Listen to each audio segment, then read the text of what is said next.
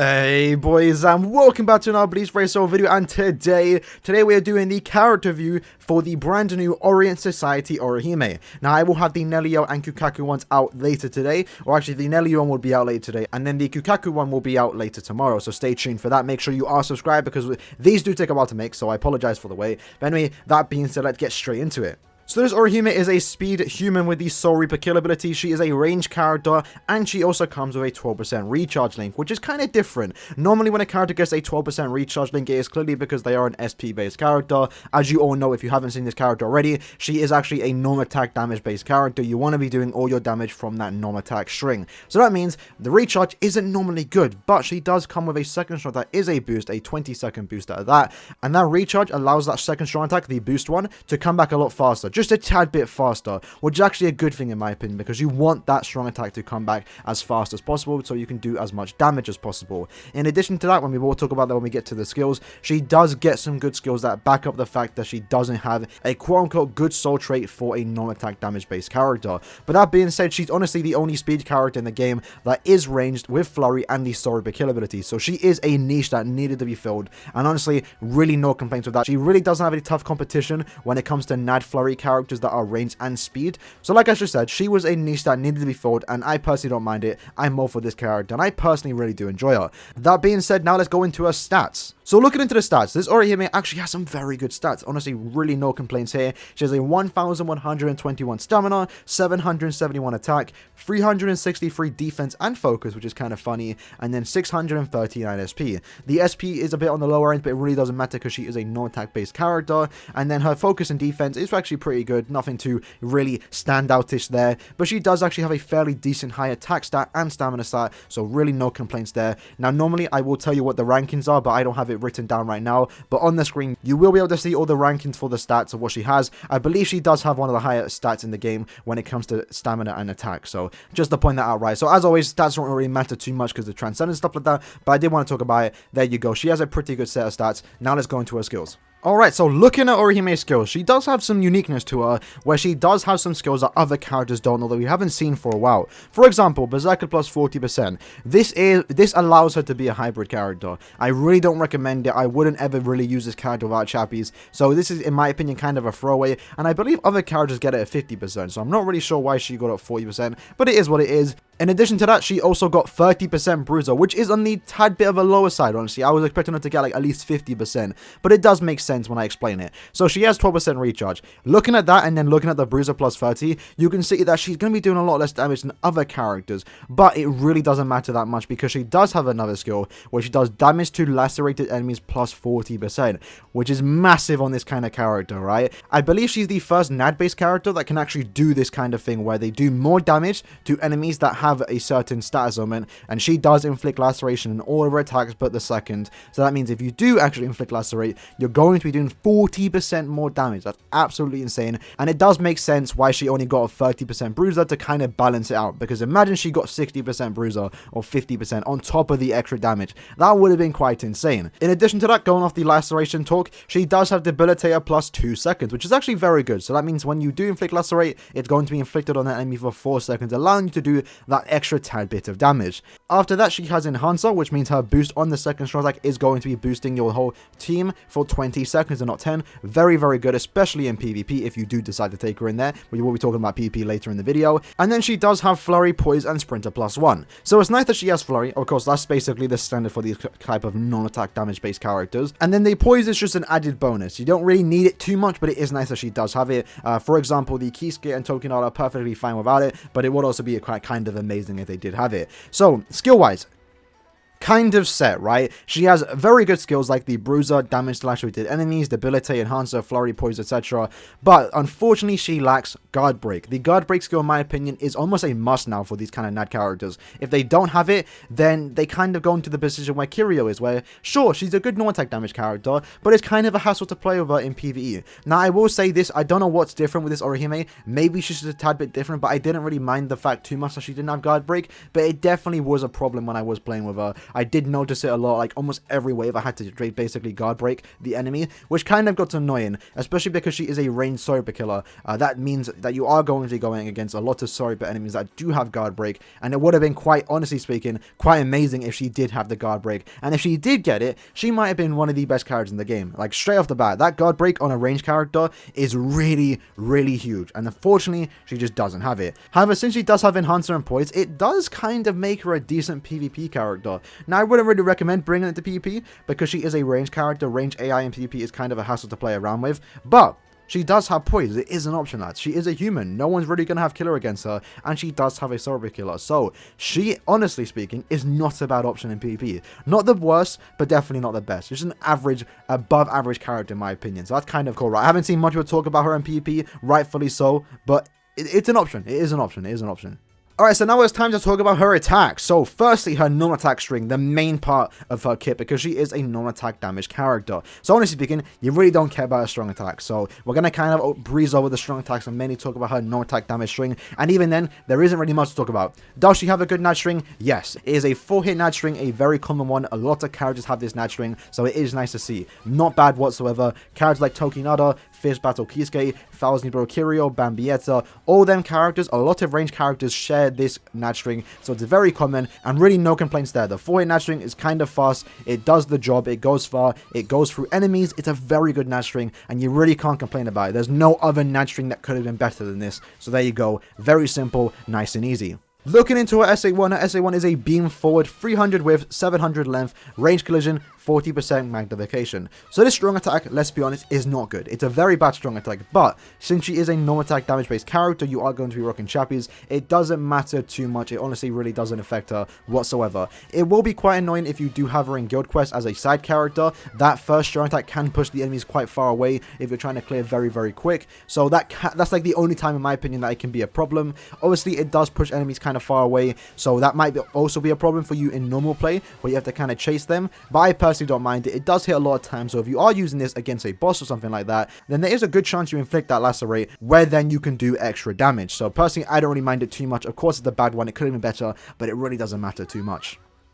Then looking into her SA2, the most important part about her kit is the Vacuum Vortex strong attack that is a boost, which is actually very, very good. So normally when a boost character does get a type of vortex, it's normally the one that pushes them away from you, but this one actually kind of draws them in front of you. It is not a bad strong attack. Honestly, on a NAD-based character, I really do like it for the main fact that it hits a decent amount of time, so there is a good chance you inflict the laceration, which is always a good thing. And also, it does drag them into you, pushes them on the floor. Since you are using chappies, you're probably not going to kill them, and that allows you just to kill pretty much like 5 enemies in one hit, which I really do like. These vacuum vortexes on a second strong attack or the third is always a good thing in my opinion, so I really can't complain about that. And then a third strong attack is just a standard full screen, 1000 radius around her. Nothing too bad. Honestly speaking, I would have preferred it to be a AoE that groups everyone in, similar to the Machine Society Rurika, but it's perfectly fine. Really no complaints there. So overall, looking at our kit, fairly decent. Now, I will talk about the problems that will arise when playing with her near the end of the video, so stay tuned for the conclusion. But that being said, now let's talk about the visuals, which personally is my favorite part of the video. So now let's talk about the visuals, and there's a lot to unpack because this is the first time that we are receiving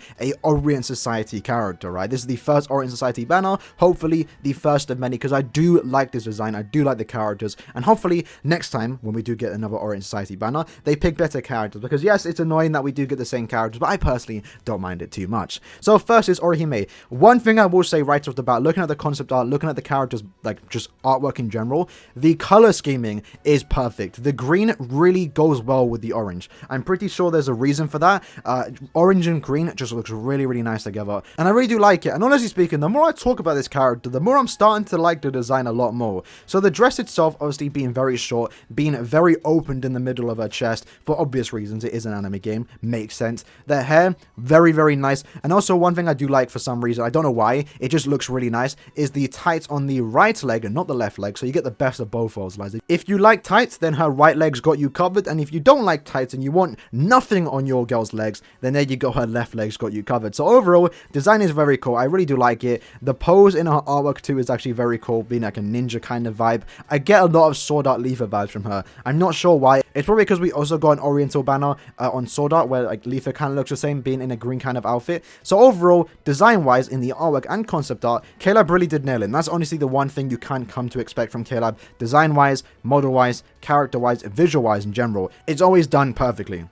Alright, so now it's time to look at a normal attack string in slow motion, which I didn't realize how funny it is when you do slow it down. So firstly, her first attack when she does attack is a close slash. Basically, a slash across your screen, and then she does it again backwards, or open-handed. And then, this is the funny part, she stops herself, does a 360, and pauses and does like a kind of pose that you kind of see that she does in her special and her artwork, which is kind of funny. I never noticed that she does that in a normal attack string. And then she ends it off with putting both hands on the fan and just slashing down.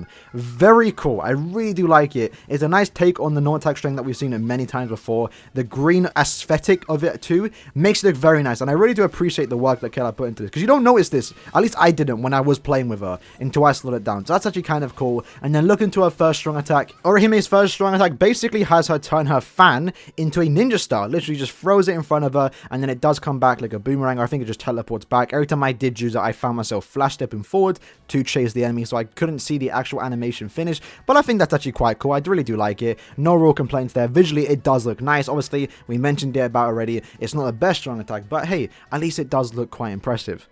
And then going into her SA2, it has Orihime basically stand still and then twirl her fan into like a circular motion, which does cause the vortex, which I think is quite cool. And then she ends it off with a pose, and then explosions come out of nowhere, and that's exactly when the animation does end. So again, another strong attack that I think looks quite nice, right? You see her twirling around, which is causing the vortex. It isn't just like it's coming out of nowhere. And then she does her pose like she's been doing in her special, like she does in her normal attack string, like she does in her artwork. I feel like it's quite cool. The fireworks at the end is kind of a cool little aspect of it. I really do think it looks nice. And then her SA3 is just a standard full screen, which has her basically do a 360 in the air. So it starts off with her getting ready to jump. She jumps up, a massive whirlwind spawns out of nowhere. Very cool. She does the 360, and then you will see faded images of her Shinshin Rika, right? Basically her hairpin, which I do think is quite cool. Visually, the first shot looks quite nice. It is a full screen, even though it might not look like it, but I do really dig it. It's different, right? It actually has her do some motion compared to the other characters that just kind of get a sickle that flies across the screen, that kind of Shuhei got. Even though I do feel that's quite cool, I feel like this is more impressive, and I really do like it. So visually, on the strong attacks and even the Nat string, I really do like it. It has Orihime do a few poses, really do like it. And then now let's talk about her special. So looking at her special starts off with Orihime running towards us. I believe it's a point of view kind of special where she's running towards us. She jumps up just a tad bit, does a massive slash into our face, which kind of hurt, right? And then we get another angle point of view where there's like kind of a smoke effect at the bottom, and then she comes out of nowhere. She's already in the sky. Like, we don't even see her jump. She's already there. She says Daisen Ranbu, which I think is quite cool hearing her say that. Voice actor did a good job there. And then she just slashes the screen, and we see different point of views, which I do feel are quite nice. And then out of nowhere, she does like more than a 360. This is like a 720 at that point, and then she finishes off with a massive slash, and that obviously does cause the massive tornado effect behind her. And then we get a zoom out, which does happen really cool, where we see Orihime basically getting up and then finishes off with a pose. Again, the pose is really cool, and when she actually does the pose, the tornado behind her actually like starts to rev up a bit. It gets like a bit hectic, and that's when it does a massive white flash across the screen. Very, very cool. It doesn't leave a vortex or anything like that, but it does lacerate the enemies, allowing you to do even more damage. So again, now overall, we talked about all the visual stuff. Amazing visuals, right? Really do like the special, really do like her strong attacks, like her nat string, like the design of the character. Overall, I feel like Kayla nailed this character. Very, very impressive. I really do like it. And even though, yes, it is annoying that we got another season of Orihime, other female characters do deserve it. I really can't complain with the job Kayla did with this character. So now that we talked about the visuals, the gameplay, and all that good stuff, now let's quickly breeze over the best accessories and links that you might want to use on this character, just in case you are somewhat new to the game and you did just pull up. Well, since Orihime mainly focuses on no-attack damage, you want to make sure you have these kind of accessories. The first one being a Zeta Pill. All of these accessories, by the way, should have 30% attack, so you can do the most damage possible. The Zeta Pill is basically here when you know that are going to be range-guarded enemies, and you want to just try and clear as fast as possible. That will allow you to not wait for them to spawn up or come out the floor or reappear. You can just damage them even when they're invisible. The golden chappie, obviously, of course, giving you 36% all stats and taking your SP down to 0. An amazing accessory. If you do have it, make sure you do use it. Going along with that, we have the chappie, 30% attack, amazing accessory, another good one to use on her. The hollow bait, giving you 60% attack and 30% focus. Can't go wrong with that, especially if you do have a 2 out of 5. And then you have the knuckle dusters, which does give you 20% extra normal attack damage. And of course, make sure you do have 30% attack too. So that's basically about it for the accessories. Not really too much options. She is a NAD-based character. These are the best accessories. You can kind of go for hybrid, like I said, but I really don't recommend it. So that's it for the accessory. Now let's quickly talk about the links. So talking about the links, we have Sengetsu, another very good link. You can get this character for free if you can beat the Warriors Path Senkamon. Sengetsu is a 25 NAD link and a 16 DR. Always good. Pretty much every time I use an ad character, that Sengetsu is being linked to said character. Then we have the Swimsuit Halibel, the speed one that did come out this year, giving you 25% no attack damage. Same goes for Zyopro and Ishin. Both of those characters are 25 NAD links. Very good if you want to do the most as possible. Then we have Dangai being a 20% NAD and 10% recharge. So yes, Dangai is actually one of the better links to use on her, because obviously, as you know, this Orihime already has a 12% built-in recharge. So that extra 10% recharge just means you're getting that boost back even faster. Same goes for your strong attacks. I would always advise, if you do have this Dangai and you do have him resurrected, make sure you use him, because that recharge is definitely big for this character. Very, very good link. Almost the perfect link for this Orihime. And I really hope we get more links like this, because we don't have a lot of NAD/recharge links. Then we have the Mashiro giving you 20% DR and 16% no attack damage. Really, really good link there. And then we have the Fullbring Yoruichi being a 20 DR. Same goes for Shinji, another 20 DR link. And then the last one, Broken, being a 16 DR and 80% last ditch survival. So these are kind of options you can go with it. Either you're going to go with a no attack damage build or a DR build if you want to kind of auto and just take less damage. You can go both ways. You can mix with both. It really doesn't matter. Either way, this Orihime is going to be doing damage and also hopefully tanking damage too.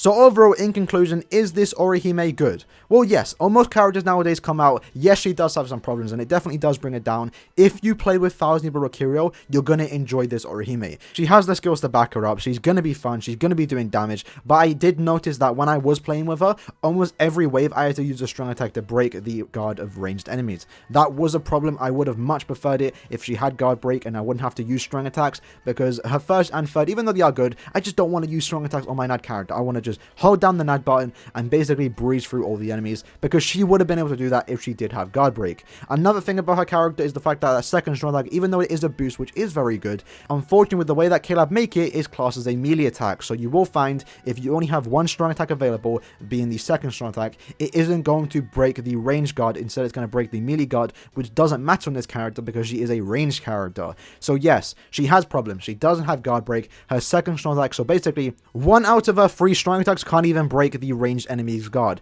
which does become a problem, I will say that. Another thing to talk about is the fact that yes, she does have that skill, increased damage against lacerated enemies plus 40%, but I did notice when playing with this character, at least in PvE and even co-op play, where you're pretty much killing the enemies anyway. Almost all the time when you do use your NAD string, with at least with the accessories that I had on, you're either one-shotting or two-shotting. So that extra damage to lacerated enemies, you really don't see much play with that, which is a bit disappointing. So what this means is this skill right here, the damage to lacerated enemies, you're only going to see in play when you decide to take this character into guild quests or epic raids, where honestly speaking, she is going to shine. So yes, she didn't get guard break, and that does bring it down in my books just a tad bit, because I would prefer to have guard break, because I do want to use this character in PvE. But what I will say is she's going to shine a lot more in epic raids and guild quests, where the enemies that you're going against have millions of HP, where you're not going to kill them in one shot. So that extra damage you're doing to lacerated enemies is going to be huge in those game modes. In guild quests, you want to clear as fast as possible, so she will be a good support. She's also boosting your team.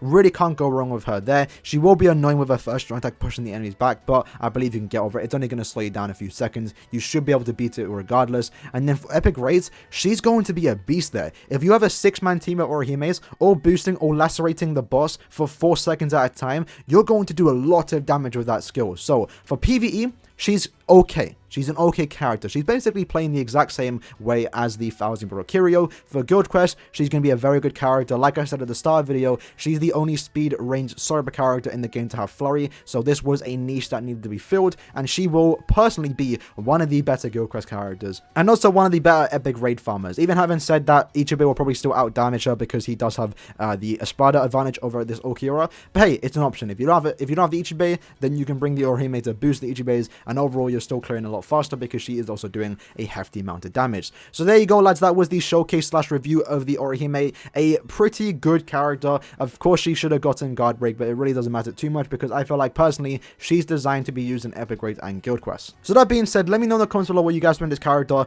I did play with her. Obviously, shout out to Y10 for lending me their account. It was fun while playing with it, even though yes, it was a problem to use the strong attacks to try and break the enemy's guard, but I personally didn't mind it. It was a nice change of pace having Orihime as an offensive character where normally she's more of a supportive character. So I actually thought that was quite cool, and even having said that, the visuals on this character is actually very good, so I really do like it. So there you go, lads. That was it. Hope you guys did enjoy it. These videos do take a while to make, so I do appreciate the support on these kind of videos. I will have the Nelio one out later today, so stay tuned for that, and I'll see you at the next one. Peace.